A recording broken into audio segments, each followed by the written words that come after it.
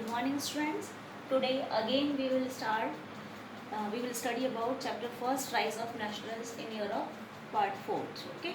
Again we will start. हम दोबारा से ये पढ़ेंगे आज फर्स्ट चैप्टर का ही, जो कि पार्ट 4 थे.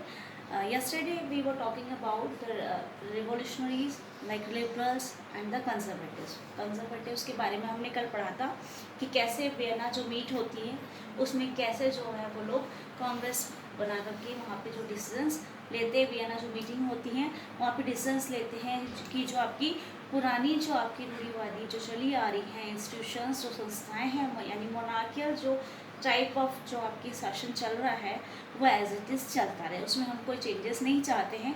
उन लोगों की ऐसे कंजर्वेटिव्स जो थे वो लोग डिमांड कर रहे थे. उसके बाद जो नेपोलियन की हार जाती है उसके बाद क्या हुआ, रिवोल्यूशनरीज क्या करने लगे, उसके बारे में आज हम पढ़ेंगे. तो ये था कल तक के लिए. उसके बाद टुडे हम लोग आज स्टार्ट करेंगे द रिवोल्यूशनरीज. जो आपके आंदोलनकारी होते हैं वो during the years of following 1815 the fear of repression.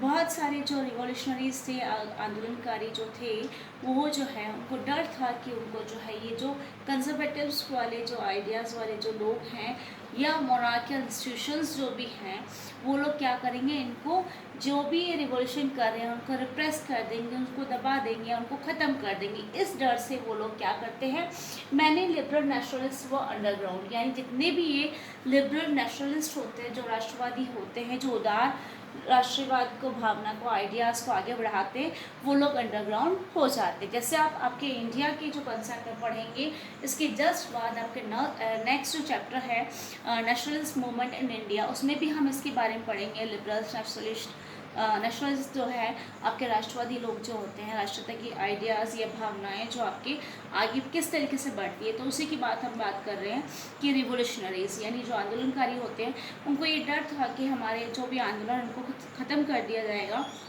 इसलिए वो लोग क्या करते हैं, अंडरग्राउंड हो जाते हैं, यानी छुप करके अपनी गतिविधियों को दे activate their all the activities, जितनी जो भी एक्टिविटीज़ होती है उसको एक्टिवेट अंडरग्राउंड हो करके वो करते हैं, यानी छुप करके अपनी सारी गतिविधियों को वो आगे बढ़ाते हैं. ठीक है, क्लियर यहाँ तक. ये तो हो गया कि आंदोलनकारी किस तरीके से देख रहे थे आगे 1815 के बाद. नेक्स्ट है आपके, जैसे ही रिवोल्यूशनरीज जो अंडरग्राउंड होते हैं तो उन लोगों को एक जगह चाहिए. जैसे आपके यहाँ पे इंडिया में हुआ तो हम उसको लेके चलते हैं कि एक प्लेटफॉर्म चाहिए जहाँ से वो लोग अपनी मांगे रख सके. तो उसके बाद हम लोगों ने, जैसे इंडिया में कांग्रेस की स्थापना हुई, वैसे ही वहाँ पे अलग अलग जो है आपकी सोसाइटीज़ जो है बनने लगी. तो ये सीक्रेट सोसाइटीज़ जो थी वो जितने भी यूरोपियन स्टेट्स थे वहाँ पे sprang up to train revolutionaries and spread the ideas. Sprang up का मतलब यहाँ से ओपन का है, यानी बहुत सारी संस्थाएं जो वहाँ पे सीक्रेट सोसाइटीज़ जो हैं वो खोल दी गई.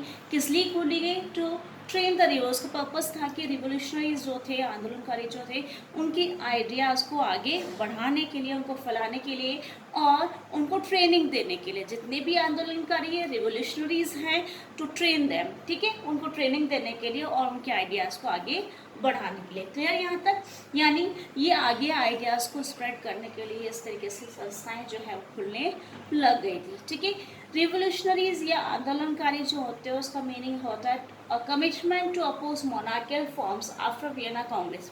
आपने कल पढ़ा था 1815 के बाद जो वियना मीट होती है वहाँ पे, तो वियना कांग्रेस में डिसाइड किया जाता है कि वो लोग जो है कमिटमेंट करते हैं कि वो अपोज करेंगे मोनार्कियल फॉर्म्स का वियना कांग्रेस के बाद. तो उन्होंने ऐसा रिवोल्यूशनरीज लोगों ने कहा कि कंजर्वेटिव्स जो इसको सपोर्ट करते हैं, इन्होंने जस्ट रिवोल्यूशनरीज जो थे, लिबरल्स जो थे, नेशनलिस्ट जो थे, उन लोगों ने चाहा इसको अपोज करना. वो नहीं चाहते थे कि मोनार्कियल फॉर्म ऑफ जो गवर्नमेंट है वो एज इट इज चलती रहे. क्लियर.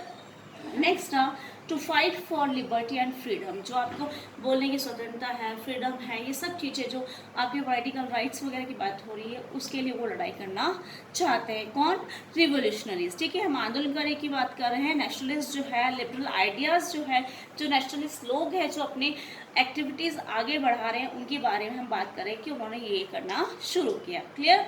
नेक्स्ट आपकी necessary part of struggle, creation of nation state. ये सब तो ठीक था कि हम अपोज करें मोनार्कियल फॉर्म ऑफ गवर्नमेंट का, ठीक है, हम फाइट कर रहे हैं लिबर्टी के लिए, फ्रीडम के लिए, ठीक है, हमें स्वतंत्रता चाहिए, हमें राइट्स चाहिए, लेकिन मेन जो पर्पस था उन लोगों का, नेसेसरी पार्ट था उनका स्ट्रगल का, यानी वो स्ट्रगल किसके लिए कर रहे हैं, केवल वो स्ट्रगल चाहते हैं कि एक नेशन स्टेट हमारा बन जाए, एक यूनिटी रहे, ठीक है। तो मेन पर्पस उनका था कि आपके जितना भी वो स्ट्रगल कर रहे हैं उसका नेसेसरी पार्ट किससे बिलोंग करता है, क्रिएशन ऑफ नेशन स्टेट्स, ठीक है। तो इस तरीके से आपसे क्वेश्चंस बन करके आ सकते हैं एग्जाम्स में। क्लियर यहाँ तक? ये हुआ रिवोल्यूशनरीज के बारे में। उसके बाद उसी में से ही एक सबसे इम्पॉर्टेंट आपके रिवोल्यूशनरी का नेम आता है जो कि इटालियन थे, जो गिउसेppe मैज़ेनी के नाम से जाने जाते हैं, जिनका जन्म कब हुआ था, 1807। ये क्वेश्चन आते हैं इससे मैज़ेनी के, ठीक है। तो ये इटालियन थे। जो गिउसेppe मैज़ेनी थे वो member of secret society of the carbonic संस्था जो थे, उनके जो मेंबर थे, उनकी जो एज थी 24, उस समय जो है उनको 1831 में जो है उनको एग्जाइल कर दिया गया, देश निकाला दे दिया गया था ड्यू टू रिवोल्यूशन इन लिग्यूआ, ठीक है, जहाँ पे वो अपनी आंदोलन करते हैं, उसकी वजह से उनको वो देश निकाला दे जाता है। कब दिया जाता है, 1831 में, ठीक है। उन्होंने एक संस्था, दो संस्थाएं जो हैं और बनाई। संस्था कौन कौन सी थी, उसमें से अंडरग्राउंड सोसाइटीज़ और थी, जिसमें यंग इटली का सबसे इम्पॉर्टेंट नेम आपको पूछा जाता है, ठीक है, ये मार्क करने के लिए भी आते हैं। दो संस्थाएं इन्होंने अंडरग्राउंड सोसाइटीज़ जो है स्थापित करी थी, किसने, गिउसेppe मैज़ेनी, ठीक है। तो उसमें से फर्स्ट थी आपकी यंग इटली इन मार्सेई और सेकंड थी यंग यूरोप इन बर्न, ठीक है।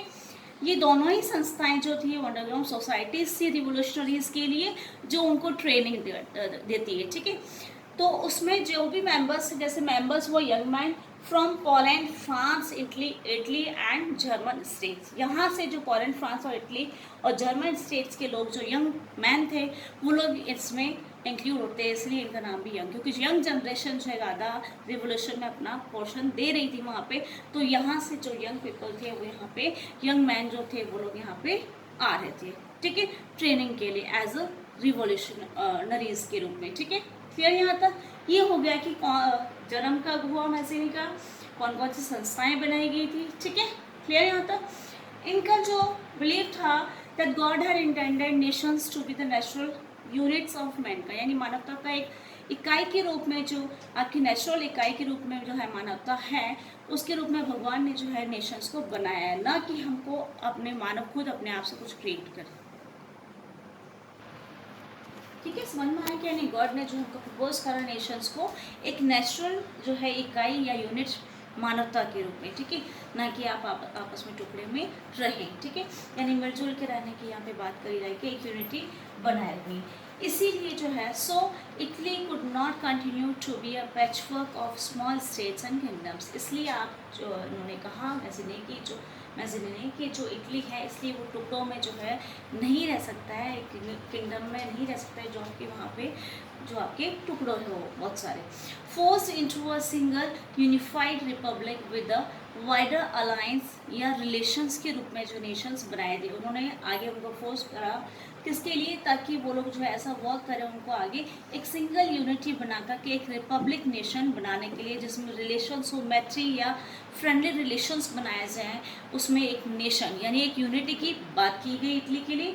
This unification will be the basis of Italian liberty. अगर हम यूनिफाइड हो गए, इटली के एकीकरण की बात हो रही है, यूनिफिकेशन ऑफ इटली की बात हो रही है, मैज़ेनी कह रहे हैं कि ये जो यूनिफिकेशन है उसका आधार होगा ये इटालियन लिबर्टी। अगर ये यूनिफिकेशन हमने कर लिया, जो अलग अलग टुकड़े हैं हमारे स्मॉल स्टेट्स हैं, किंगडम्स हैं, उसको अगर हम एक यूनिटी के रूप में एक अलायंस या मैत्रीपूर्ण या रिलेशंस बना लिए जाए, फ्रेंडली रिलेशंस, और एक नेशन बना लिया जाए, तो हमारा बेसिक आधार हो जाएगा हमारा इटालियन लिबर्टी का, हमारी जो फ्रीडम है उन सब चीज़ों को जो हमको एक बेसिस आधार स्तंभ मिलेगा। क्लियर है यहाँ तक?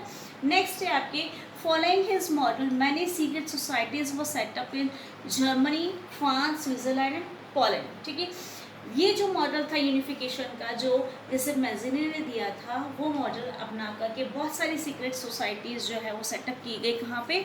Germany, France, Switzerland and Poland, यहाँ पर भी बहुत सारी सीक्रेट सोसाइटीज़ की स्थापना की गई।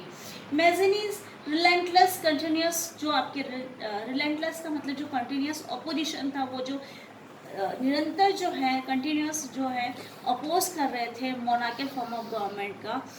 And his vision of democratic Republic frightened conservatives. उनका विजन क्या था, उनका आइडिया था, उनका ये आइडिया था कि वो डेमोक्रेटिक रिपब्लिक जो है नेशन की बात कर रहे हैं, तो उससे डर करके जो कंजर्वेटिव्स हैं उनको थोड़ा डर होने लगा कि अगर इस तरीके से हुआ तो हमारा जो मोनार्कियल जो है आपकी ऑटोक्रेटिक जो गवर्नमेंट है वो जो है सब खत्म हो जाएगी। जबकि कंजर्वेटिव्स इस मोनार्कियल फॉर्म ऑफ गवर्नमेंट, कल आपने पढ़ा था कि वो ऑटोक्रेसी की बात करते हैं, ऑटोक्रेटिक जो होते हैं उसकी बात कर रहे हैं। मोनार्कियल फॉर्म ऑफ जो आपकी ट्रेडिशनल जो इंस्टीट्यूशंस है उसकी बात हमने करी थी। तो कंजर्वेटिव्स को लगा और उनको डर होने लगा कि ये जो है मैज़नी जो है उसकी कंटिन्यूस अगर अपोजिशन चलता रहा तो उससे हमारी सब चीज़ें ख़त्म हो जाएगी। ठीक है, तो इस तरीके से जो है मैज़नी ने आगे अपनी विजन को बढ़ाया और वो आइडियाज़ जो है सारे जगहों पे फैलने लगा। ऑल ओवर यूरोप में जितने भी स्टेट्स थे सभी जगहों पे इस तरीके से ये बातें होने लगी और ये आपकी सीक्रेट सोसाइटी सेटअप होने लगी। और रिवोल्यूशनरीज जो थे, आंदोलनकारी जो थे, वो आगे डेमोक्रेटिक रिपब्लिक नेशन को बनाने के लिए आगे आते हैं, अपनी एक्टिविटीज़ आगे बढ़ाते हैं। क्लियर, ये हुआ यहाँ पे मैज़नी का। नेक्स्ट है आपकी मेटरनिक जो चांसलर थे, ऑस्ट्रियन चांसलर, उन्होंने जो है ड्यूक मेटरनिक ने जो है उसको डिस्क्राइब किया है। किसको डिस्क्राइब किया? गिसेप मैज़नी को। Him as a most dangerous enemy of our social order. जो हमारा सोशल ऑर्डर है उसका सबसे बड़ा दुश्मन जो है इसको गिसेप मैज़नी को जो है मेटरनिक ने बताया है। एग्जाम में अगर पूछ रहा है कि कोटेशन किसने कही और किसके लिए कही, तो ये आपको पता होना चाहिए। जो ऑस्ट्रियन जो ड्यूक थे मेटरनिक, उन्होंने जो है कहा है किसके लिए? गिसेप मैज़नी के लिए। ठीक है, नेक्स्ट हम कल स्टार्ट करेंगे आपके द एज ऑफ रिवोल्यूशंस जो स्टार्ट हुए थे। ये तो हो गया कि ये रिवोल्यूशनरीज जो है सेटअप हो चुकी थी, संस्थाएं जो है सोसाइटीज जो है सेटअप हो चुकी थी।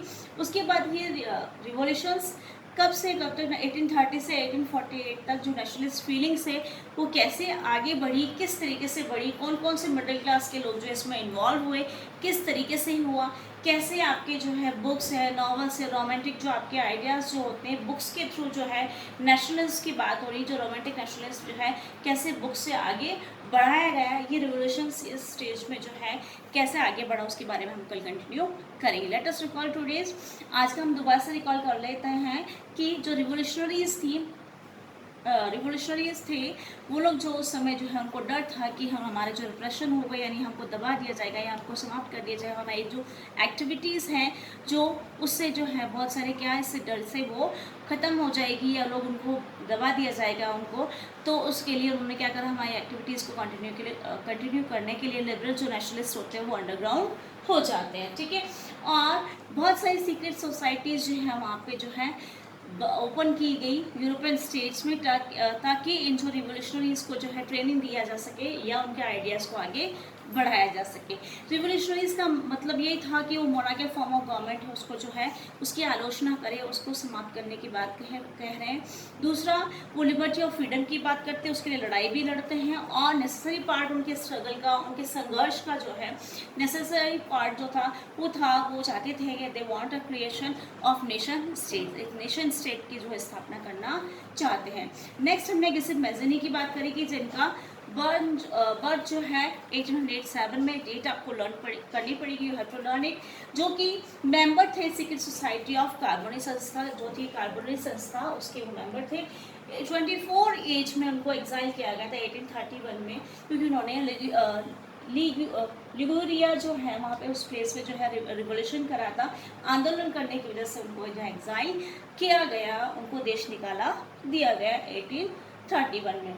दो संस्थाएं थी, 2 more underground societies were founded by Giuseppe Mazzini. 2 संस्थाएं उन्होंने और बनाई, यंग इटली जो कि मार्सेल्स में, और एक यंग यूरोप जो कि थी बर्न में। उनमें जो मेंबर्स थे यंग मैन थे जो कि कहाँ से थे, Poland, France, Italy and German states. यहाँ से जो यंग मैन जो है वो यहाँ पे जाते हैं, रिवोल्यूशनरीज जो हैं एक्टिविटीज़ को जो होती हैं उनको आगे बढ़ाने के लिए यहाँ पे ट्रेनिंग दी जाने लगी और वो लोग इसमें इन्वॉल्व होते हैं।